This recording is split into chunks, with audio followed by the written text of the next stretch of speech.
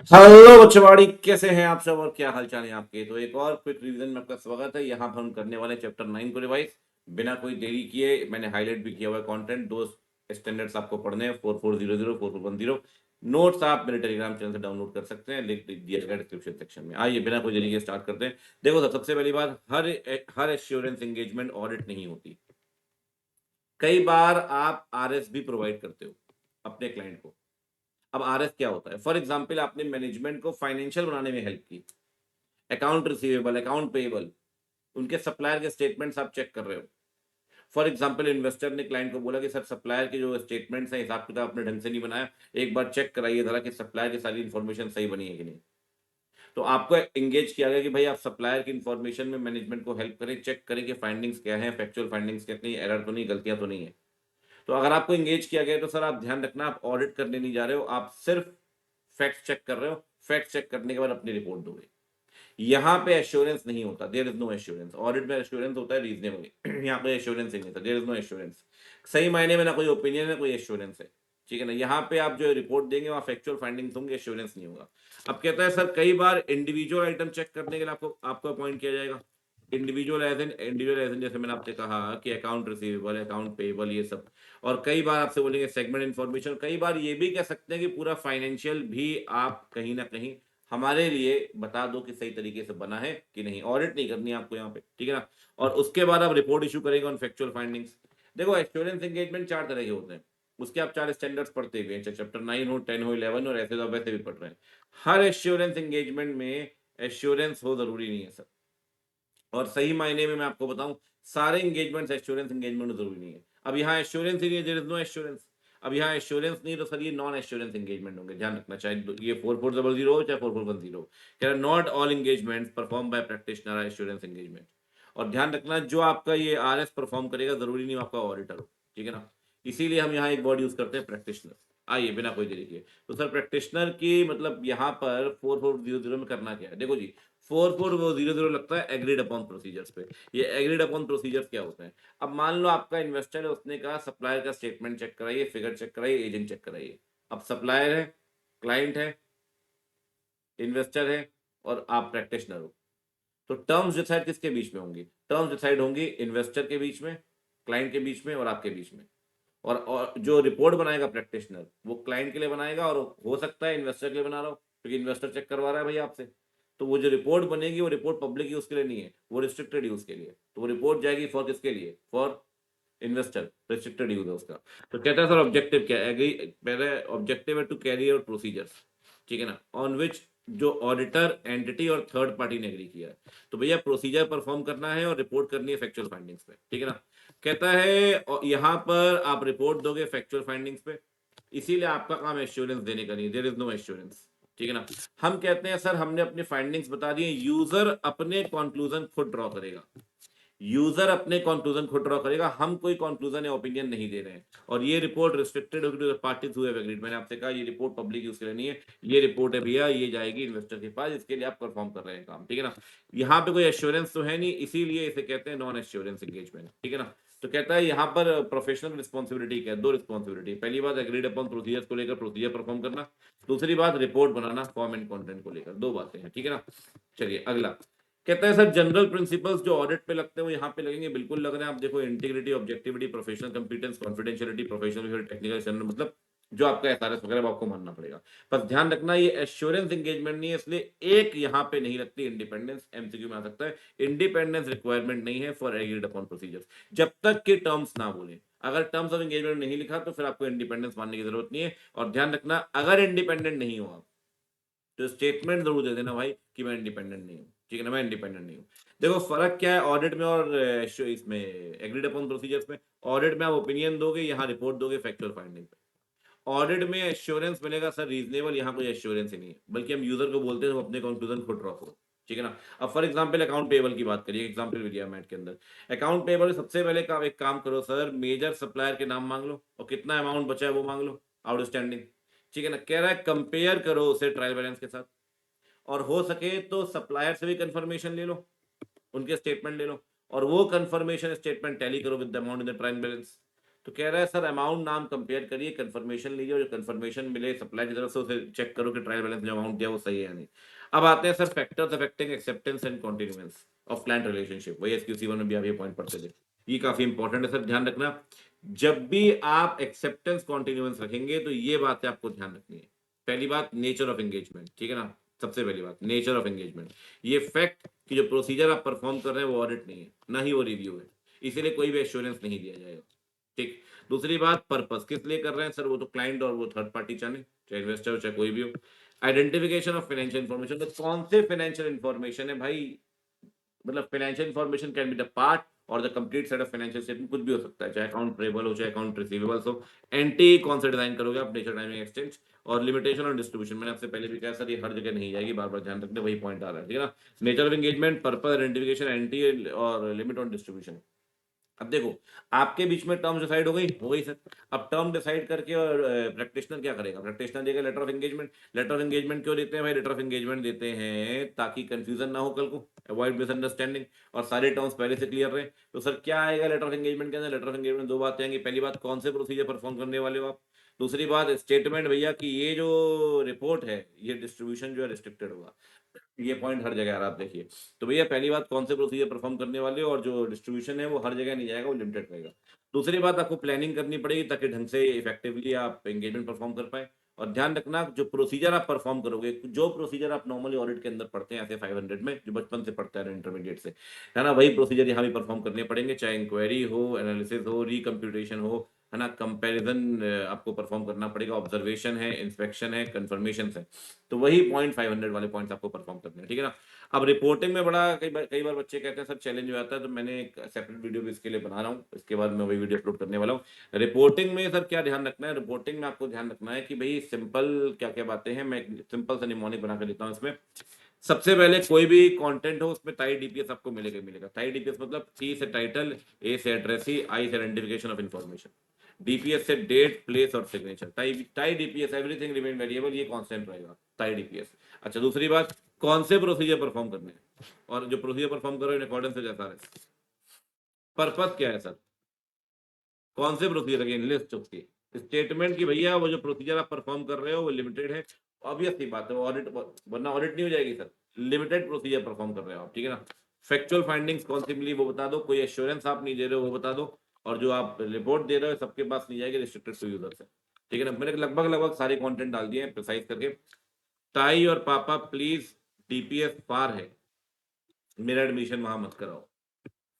Tie और पापा TAI PAP procedure performed accordance with the SRS, please purpose list of specific procedure statement की वजह procedure limited है, DPS date place signature, FAR factual finding no assurance और restricted to users, वहां मेरा admission मत कराओ, ठीक है ना। रिपोर्टिंग डॉक्यूमेंटेशन में ध्यान रखना, आपको डॉक्यूमेंटेशन में वो डॉक्यूमेंट मैटर करने करने पड़ेंगे जो मैटर आपको लगता है इंपॉर्टेंट है एविडेंस देने में, जो एविडेंस आपके सपोर्ट कर रहा है फैक्चुअल फाइंडिंग्स को, ठीक है ना। और एविडेंस की भैया ऑडिट की गई है एज पर द SRS और terms of engagement, 3 bar document कर लेना। पहली बात वो सारे मैटर जो इंपॉर्टेंट है, दूसरी बात ऑडिट की गई है, ऑडिट कह रहा हूँ बार आपसे, RS परफॉर्म किया गया, एंगेजमेंट परफॉर्म किया गया एज पर द SRS और terms of engagement, 3 bar document कर लीजिए। डॉक्यूमेंटेशन इंपॉर्टेंट है यहाँ, और यहाँ से ज्यादा इंपॉर्टेंट है भैया, कहाँ पर, यहाँ से ज्यादा इंपॉर्टेंट है भैया आपका 4410 के अंदर, ठीक है ना।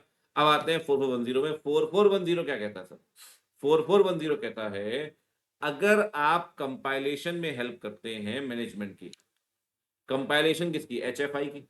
अब एच एफ आई मतलब हिस्टोरिकल फाइनेंशियल इंफॉर्मेशन। अब आप मैनेजमेंट को मदद कर रहे हो फाइनेंशियल स्टेटमेंट बनाने में, मैनेजमेंट आपको हायर कर रहा है, आप एक CEO को कह रहे हैं सर मुझे इंड एएस एएस का इतना नॉलेज नहीं है, आप बताइए प्रेजेंटेशन क्या होगा, ट्रीटमेंट क्या होगा, कैसे कंपाइलेशन हुआ, आप उसकी हेल्प कर रहे हो, ठीक है ना। तो यहाँ पे प्रैक्टिशनर कहलाएंगे आप, ऑडिटर कहलाएंगे नहीं। तो आपकी जिम्मेदारी है सर प्रिपरेशन एंड प्रेजेंटेशन की। अगेन ध्यान रखना यहाँ भी कोई एश्योरेंस नहीं है, यहाँ भी कोई एश्योरेंस नहीं। तो आपकी रिस्पॉन्सिबिलिटी वही जो वहां की, प्रोसीजर परफॉर्म करना,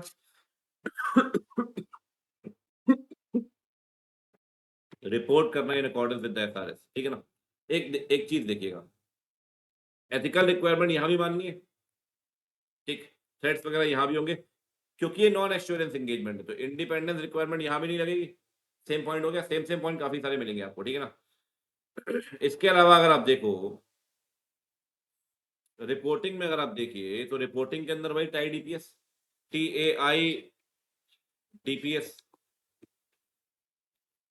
पा वाला पॉइंट भी सेम है, procedure performed in accordance with SRS, तो करीब करीब आपके ताई, डीपीएस और पा 8 पॉइंट तो सेम है, फिर भी 2 पॉइंट और देख लो, ठीक है ना। 3 पॉइंट भी सेम है प्लीज वाले, पर्पज इसके लिए परफॉर्म करें लिस्ट ऑफ स्पेसिफिक प्रोसीजर और स्टेटमेंट की भाई कंपाइलेशन एंगेजमेंट एश्योरेंस एंगेजमेंट नहीं है, मतलब ये सारा सेम है बस एक फर्क आ गया। 4410 में कह रहा था सर ताई और पापा प्लीज मेरा एडमिशन मत करो डीपीएस में, डीपीएस फार है, डीपीएस पार है।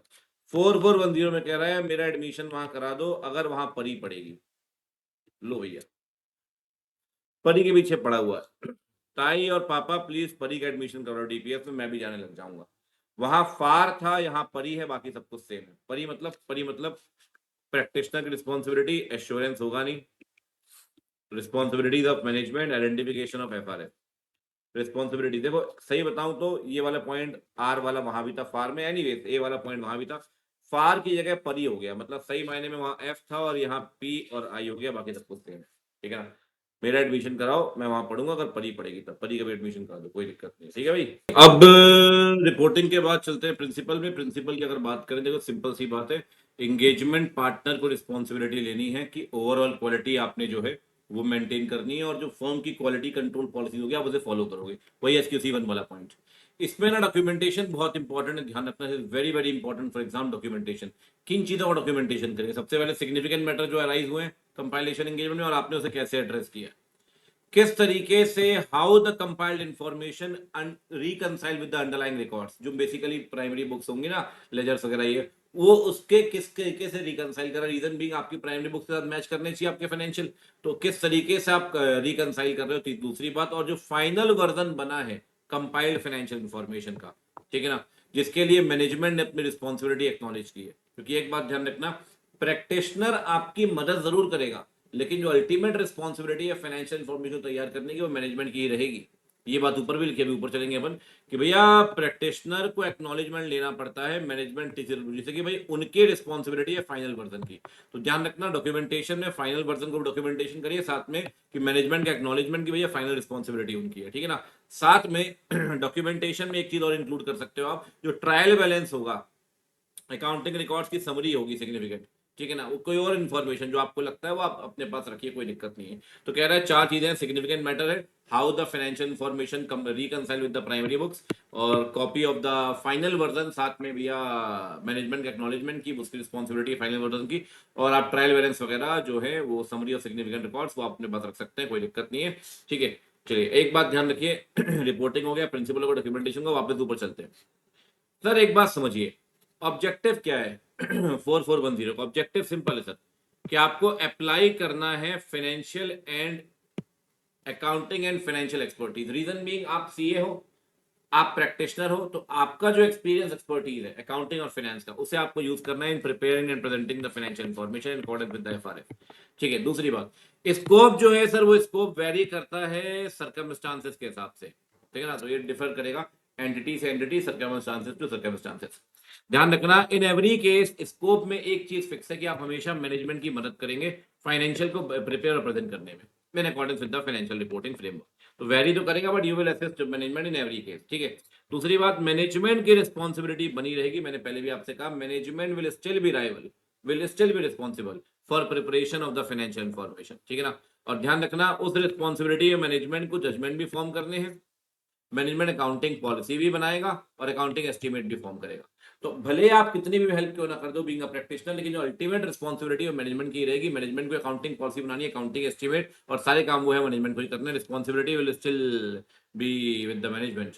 एक बात और देखो, अलग अलग एफआरएफ हो सकते हैं अलग अलग एंटिटी के हिसाब से, बैंकिंग के लिए अलग है, इंश्योरेंस जो भी है सबके लिए अलग अलग फाइनेंशियल रिपोर्टिंग फ्रेमवर्क है और इंटेंडेड यूज, तो कह रहा है डिफरेंट फाइनेंशियल रिपोर्टिंग फ्रेमवर्क होंगे और आपको जो भी है जो भी एफआरएफ एप्लीकेबल है क्लाइंट के ऊपर उसके एफआरएफ के हिसाब से बनाने के लिए आप मैनेजमेंट की मदद करोगे, ठीक है ना। साथ में एथिकल रिकॉर्ड वाला पॉइंट 1 पहले ही पढ़ चुके हैं, ठीक है सर। एंगेजमेंट एक्सेप्टेंस एंड कॉन्टिन्यूएंस ये ऊपर भी पढ़ा था आपने 4400 के अंदर। देखो सर, आपको ना जब तक एंगेजमेंट एक्सेप्ट नहीं करना, जब तक कि एग्रीमेंट की टर्म साइन नहीं कर लेते एंगेजमेंट की, तो कह रहा है टर्म्स ऑफ एंगेजमेंट को एग्री करो, उसके बाद ही एक्सेप्ट करना engagement. Practitioner shall not accept unless the practitioner has agreed terms of engagement, ठीक है ना। इसमें टर्म्स ऑफ एंगेजमेंट में क्या क्या आएगा भाई? Intended use and distribution of the financial information. अगर रिस्ट्रिक्शन है तो वो बताओ, रिस्ट्रिक्शन बताया ना कि हर किसी के पास नहीं आएगा, पब्लिक के पास नहीं जाएगा। साथ में आइडेंटिफिकेशन ऑफ एफआरएफ, कौन सा फाइनेंशियल रिपोर्टिंग फ्रेमवर्क है, मैंने आपसे कहा अलग अलग एंटिटी के हिसाब से अलग अलग एफआरएफ होंगे, बैंकिंग के अलग, इंश्योरेंस के लिए अलग। Scope of compilation engagement, scope में अपन ऊपर बात भी की थी स्कोप में, और स्कोप डिफर करता है वेरी, है ना। साथ में प्रैक्टिशनर की रिस्पॉन्सिबिलिटी क्या है सर? प्रैक्टिशनर की रिस्पॉन्सिबिलिटी एथिकल रिक्वायरमेंट्स को मानने की, एक्सेप्ट इंडिपेंडेंस, और ये आप बता देना कि आपकी रिस्पॉन्सिबिलिटी जो है वो कंपाइल करने को लेकर फाइनल रिस्पॉन्सिबिलिटी जो मैनेजमेंट की। तो मैनेजमेंट की भी रिस्पॉन्सिबिलिटी और प्रैक्टिशनर की भी रिस्पॉन्सिबिलिटी, और स्कोप और आइडेंटिफिकेशन ऑफ द एफआरएफ और इंटेंडेड यूज। एक बात ध्यान रखना, मैनेजमेंट की रिस्पॉन्सिबिलिटी क्या है, नीचे दिया हुआ क्वेश्चन आ चुका था यहाँ से एक बार। मैनेजमेंट की रिस्पॉन्सिबिलिटी है सर फाइनेंशियल इंफॉर्मेशन और फाइनेंशियल को बनाने की एज पर द एफआरएफ, ठीक है, पहली रिस्पॉन्सिबिलिटी। दूसरी रिस्पॉन्सिबिलिटी है इंटरनल कंट्रोल को डिजाइन करने की, इंप्लीमेंट करने की, मेंटेन करने की। इंटरनल कंट्रोल बनाना मैनेजमेंट की जिम्मेदारी है। और भैया जो भी रिकॉर्ड डॉक्यूमेंट है वो एक्यूरेट और कंप्लीट बने, मैनेजमेंट की रिस्पॉन्सिबिलिटी है। तो जजमेंट जरूरी है फाइनेंशियल्स को बनाते वक्त, प्रिपेयर एंड प्रेजेंटेशन और मैनेजमेंट की जिम्मेदारी है। तो मैनेजमेंट की चार जिम्मेदारी है: prepare presentation as per the FRF, design implementation maintenance of the internal control, साथ में एक्यूरेसी कंप्लीटनेस, मतलब जितने भी रिकॉर्ड्स है सब में एक्यूरेसी कंप्लीटनेस होनी चाहिए। तो जजमेंट जरूरी, जजमेंट फॉर्म आपने की है, ठीक है ना। और साथ में आखिरी point, form and content of practitioner report. Form and content अपन ने भी बड़ा टाइप ईपीएस वाला पॉइंट, ठीक है ना। तो कुल मिला के आप देखो तो 6 पॉइंट है जो आपको ध्यान रखने हैं। 5 पॉइंट ये हो गए और 6 पॉइंट ये हो गया, ठीक है ना। देखो मैंने पहले भी बोला आपसे, इंगेजमेंट लेटर यहाँ भी जाएगा ताकि कंफ्यूजन नहीं होना चाहिए एंगेजमेंट से पहले, ठीक है ना। और या तो कोई और रिटर्न एग्रीमेंट कर लो भाई 210 के अंदर जो आप पढ़ते थे, है ना। या तो एंगेजमेंट लेटर है, कोई भी suitable form of return agreement आप पहले से करिए, वहां सारी के सारी टर्म्स ऑफ एंगेजमेंट को रिकॉर्ड करिए, ठीक है ना। और अगर रिकरिंग कंपाइलेशन एंगेजमेंट है, लगातार दूसरे साल तीसरे साल कर रहे हैं, तो भैया हर साल नया एंगेजमेंट लेटर नहीं जाता। बचपन में आपने पढ़ा हुआ ऐसे 210 के अंदर नया एंगेजमेंट लेटर मत दो जब तक कि हालात चेंज ना हो, सर्कमस्टेंसेस चेंज ना हो। तो कह रहा है प्रैक्टिशनर चेंज एवेल्युएट करेगा क्या चेंज इन सिचुएशन है। अगर आपको लग रहा है टर्म्स ऑफ एंगेजमेंट को रिवाइज करना जरूरी है, तो रिवाइज करना है तो फिर नई टर्म्स बनाइए, नया ईएल दीजिए। अदरवाइज अगर नई टर्म्स नहीं है, नए ईएल की जरूरत भी नहीं है, ठीक है ना। अब देखो हमने आगे विजय का सब कुछ पढ़ लिया भाई। अब एक चीज बची है, वो है परफॉर्मिंग द ऑडिट। एक एक करे चलते हैं, ठीक है। सबसे पहली बात देखो, प्रैक्टिशनर को अंडरस्टैंडिंग लेनी पड़ेगी 315 के अंदर जैसे ऑडिटर लेता है। एंटिटी का बिजनेस क्या है, एफआरएफ कौन सा लग रहा है, पहली बात। भैया कंपाइल करेगा फाइनेंशियल इंफॉर्मेशन, वो सारे रिकॉर्ड डॉक्यूमेंट जो मैनेजमेंट देगा। साथ में सिग्निफिकेंट जजमेंट कौन फॉर्म करेगा, मैनेजमेंट। तो मैनेजमेंट आपको रिकॉर्ड डॉक्यूमेंट देगा, आपको कंपाइल करना है, अंडरस्टैंडिंग लो, कंपाइल करो। तीसरा काम, आपको मैनेजमेंट के साथ टीसीडब्ल्यूजी के साथ डिस्कशन करना है। जो भी सिग्निफिकेंट जजमेंट फॉर्म हुए उसको लेकर आपको भैया ध्यान रखो, डिस्कशन करना पड़ेगा। क्योंकि सिग्निफिकेंट जजमेंट काम आते हैं फाइनेंशियल को बनाते वक्त, तो फाइनेंशियल में आप मदद कर रहे हैं तो मदद करते वक्त डिस्कशन करिए, कोई दिक्कत नहीं है। साथ में कंपाइल्ड इंफॉर्मेशन प्रैक्टिशनर रीड करेगा कंप्लीट होने से पहले, कि भैया जो कंपाइल्ड इंफॉर्मेशन बनी है वो सही बनी है ना एज पर द एफआरएफ, तो एक बार पढ़ लेना उसे, ठीक है। साथ में कंपाइलेशन के दौरान प्रैक्टिशनर को अगर लगता है कोई भी रिकॉर्ड इनकम्प्लीट इनएक्यूरेट है, लगता है, तो ये बात मैनेजमेंट को बताएगा, बोलेगा भैया मुझे एडिशनल इंफॉर्मेशन दे दो, दे दो। साथ में अगर प्रैक्टिशनर को ऐसा लगता है कि मैं एंगेजमेंट कंप्लीट नहीं कर पाऊंगा, रीजन बीइंग जो रिकॉर्ड मैंने मैनेजमेंट से मांगे मैनेजमेंट ने मुझे नहीं दिए, मैनेजमेंट फेल टू प्रोवाइड, तो विड्रॉ कर जाओ। तो विड्रॉ करोगे तो इन्फॉर्म करें मैनेजमेंट टीसी दोनों को रीजन ऑफ विड्रॉइंग। साथ में ध्यान रखना, अगर एंगेजमेंट के दौरान कभी भी आपको ऐसा लगता है कि कंपाइल्ड इंफॉर्मेशन जो है वो एज पर द एफआरएफ नहीं है, अमेंडमेंट्स करने पड़ेंगे, अमेंडमेंट्स आर रिक्वायर्ड, ठीक है ना। तो उस केस में आपको लगता है कंपाइल्ड इंफॉर्मेशन मिसलीडिंग है, अदरवाइज जब तक कि अमेंडमेंट नहीं होंगी कंपाइल्ड इंफॉर्मेशन एफआरएफ के हिसाब से नहीं, अमेंडमेंट करने पड़ेंगे, तो आप अमेंडमेंट प्रपोज करिए। अगर मैनेजमेंट मना करता है या परमिट नहीं करता है अमेंडमेंट के लिए, तो आप विड्रॉ कर जाइए। विड्रॉ करोगे तो रीजन बताओ, मैनेजमेंट प्लस टीसी जरूरी। दो केस में विड्रॉ करना है, इनकम्प्लीट अधूरी जानकारी है, ठीक है ना, उनको बोलो भैया ठीक कर दो, नहीं देगा विड्रॉ कर जाओ। अमेंडमेंट जरूरी है, अमेंडमेंट के बिना फाइनेंशियल इन्फॉर्मेशन मिसलीडिंग होगी, अमेंडमेंट प्रपोज करो, करे तो ठीक है, वरना विड्रॉ कर जाओ। जब भी विड्रॉ करोगे रीजन दोनों को बताओगे, मैनेजमेंट प्लस टीसीडब्ल्यूजी। अगर विड्रॉल पॉसिबल नहीं है, लिस्ट कंपनी पढ़ते चैप्टर 7 में आप, ठीक है ना, प्रैक्टिशनर देखेगा प्रोफेशनल रिस्पॉन्सिबिलिटी क्या है। और मैंने आपसे पहले भी कहा, जब भी कंपाइल इन्फॉर्मेशन बनेंगे प्राइमरी रिस्पॉन्सिबिलिटी मतलब रिस्पॉन्सिबिलिटी मैनेजमेंट की, तो एक एक्नॉलेजमेंट जरूर मांग लेना। और जब डॉक्यूमेंटेशन करोगे तो उसी एक्नॉलेजमेंट को साथ में रख लेना अपने पास, ठीक है ना, एज द डॉक्यूमेंटेशन। तो भैया सबसे पहले अंडरस्टैंडिंग लो, कंपाइल करो, डिस्कशन करो सिग्निफिकेंट जजमेंट का, रीड करो, आपको लगता है इनकम्प्लीट है भैया तो मांगो कंप्लीट, अगर फिर भी नहीं दे रहे तो विड्रॉ कर जाओ। अगर आपको लगता है कि भैया अमेंडमेंट के बिना मिसलीडिंग है, अधूरे हैं, तो अमेंडमेंट प्रपोज करो, अमेंडमेंट प्रपोज नहीं कर पाए तो फिर विड्रॉ कर जाओ। और साथ में अगर विड्रॉल पॉसिबल नहीं तो आपकी प्रोफेशनल रिस्पॉन्सिबिलिटी क्या है वो देख लो और एक्नॉलेजमेंट लो प्रैक्टिशनर का, ठीक है ना भाई। चलो जी, ये हो गया 4410 भी डन, और ये चैप्टर डन हो गया। रैपिड रिवीजन आप कह सकते हैं क्विक रिवीजन के अंदर। मुलाकात होती है अगले में, तब तक के लिए bye, take care, see you.